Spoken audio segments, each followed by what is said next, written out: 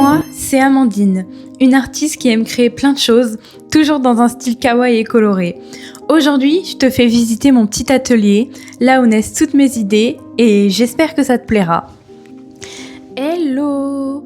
Aujourd'hui, on est lundi, il fait un grand soleil et je suis très motivée à tourner cette vidéo. Évidemment, je te donnerai toutes les références des articles que je vais montrer. Il y en a quelques-unes que j'ai pas, mais j'ai la plupart d'entre elles.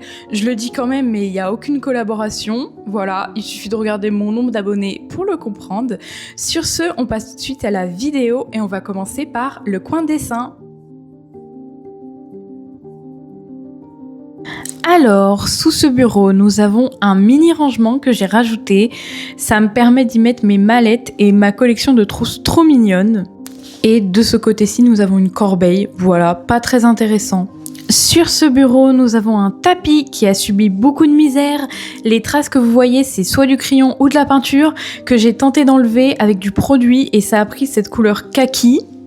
Il y a aussi des taches de résine époxy qui sont impossibles à retirer.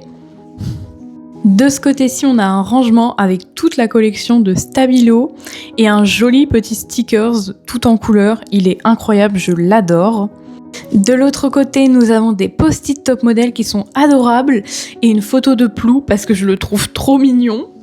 De ce côté-ci, nous avons un petit panda en déco de la marque Claire's ainsi qu'un rangement de chez Amazon où je mets des petits crayons, des petites gommes, enfin encore des petites bricoles finalement. Sur l'étagère du dessus, nous avons une veilleuse ourson qui vient de chez Centracor. À côté, c'est un petit mannequin éco que j'ai trouvé d'occasion et une jolie Nandoroid du personnage de Nezuko de la marque Good Smile Company. Sur l'étagère encore au-dessus, il y a un cadre qui vient aussi de chez Claire's. C'est un appart témoin, donc il n'y a pas de photo ici. Et aussi une adorable peluche d'une créatrice qui peut malheureusement plus vendre parce que ces peluches n'étaient pas conformes aux normes CE. Sur l'étagère encore au-dessus, il y a une jolie figurine de Ruby Hoshino de la marque Sega.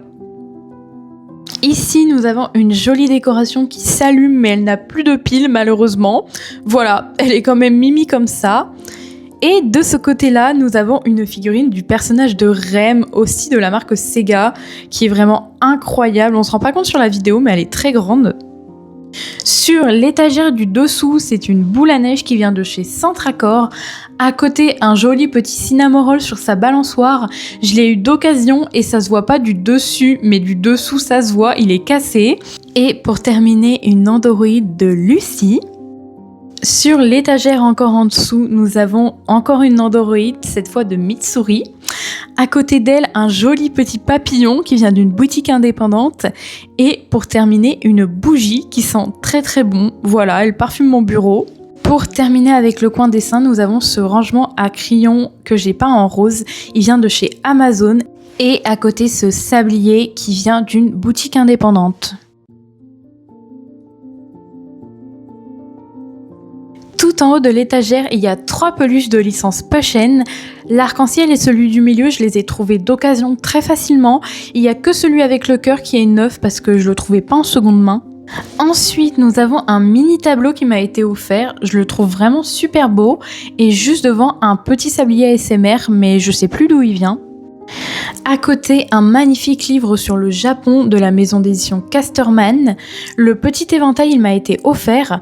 Juste devant, il y a cette petite figurine Pushen que j'ai achetée d'occasion parce que le prix neuf, je l'aurais jamais payé ce prix-là. Et à côté, une petite peluche Cinnamoroll qui vient de chez Amazon, je crois. Nous arrivons à l'étagère des figurines. Comme vous pouvez le constater, j'adore les figurines ReZero. Je les ai toutes achetées d'occasion. On en trouve super facilement à partir de 15 € à peu près. Et comme c'est des figurines d'entrée de gamme, il y a très peu, voire pas du tout de contrefaçon. Je les aime toutes, mais ma préférée c'est celle de Ram que vous voyez actuellement à l'écran. Je la trouve vraiment magnifique.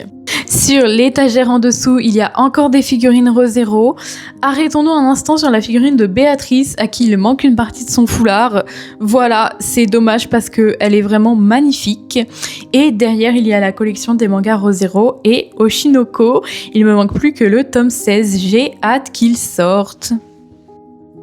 Alors là, je demande votre attention pour ce cadre Shinobu que mon amie Marion a fait pour moi. Est-ce qu'elle est pas sublime? Je vous mettrai son compte art dans la description, même si elle est très peu active, elle mérite du soutien parce que c'est clairement une artiste incroyable. À côté du chef-d'œuvre, nous avons la collection de manga Demon Slayer ainsi que ce petit billet que mon amie Mélanie m'a offert. Tout en bas, c'est clairement l'endroit le moins aménagé. J'ai les 3 volumes des carnets de l'apothicaire, le premier tome de Rave et quelques mangas Nana, mais il me manque le tome 7 et le 8. De ce côté-ci, il y a un grand placard avec ces magnifiques stickers muraux qui viennent de chez Amazon. Je vous montre un peu l'intérieur, mais pas tout parce que c'est pas super intéressant. Bon, il y a mon matériel pour faire des bougies.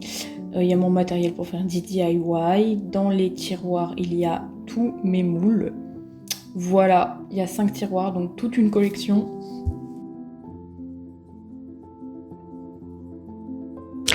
Ici, c'est un autre bureau où je fais mes bougies, mes DIY, etc. Il vient de chez Ikea. Voilà, je ne l'avais pas dit pour les meubles d'avant, mais ils viennent tous de chez Ikea en fait. Juste ici, nous avons ma chaise avec un petit coussin très agréable et comme vous pouvez le constater, il y a une squatteuse princesse. Sur cette étagère, nous avons les bougies que je crée. Je vous mettrai le lien de mon site dans la description, s'il y en a que ça intéresse. Les arcs-en-ciel que vous voyez, ils sont en réduction parce qu'ils sont un peu abîmés. Sinon, il y en a pour tous les goûts, que vous aimiez la couleur, les petits animaux ou les choses un peu plus mignonnes avec des couleurs pastel. Dans la vidéo du mois prochain, on préparera la collection d'hiver parce que ça va vite arriver, mine de rien. Juste au-dessus, il y a cette boule à facettes que j'ai peint avec de la peinture vitrail pour faire des reflets arc-en-ciel. À côté, on reste dans le même thème avec cette LED arc-en-ciel qui vient de chez Centracor. Pour le moment, il n'y a rien ici, mais c'est la future place d'une machine pour faire fondre la cire. Voilà, ça coûte très cher, donc j'attends un peu pour l'acheter.